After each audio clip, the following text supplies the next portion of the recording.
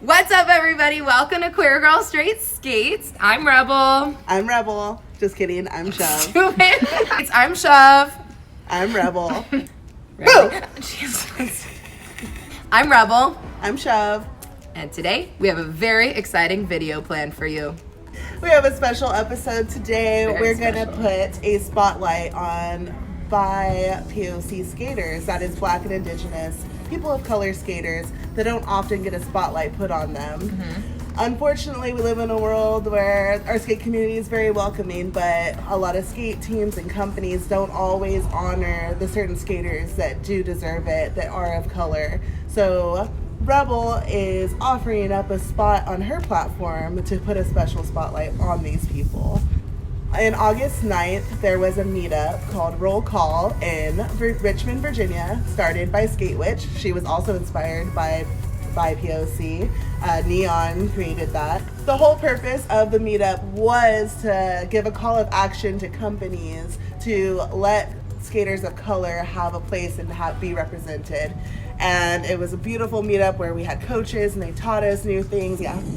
We had a discussion on what it is like to be a person of color in the skate community and the things that we feel excluded from and not represented by, and it was a very beautiful thing to experience. So we just want to continue the conversation. I think it's super important that people who are white and people who are not marginalized take their privilege and use it to help to glorify and put the spotlight on people who don't naturally have that opportunity.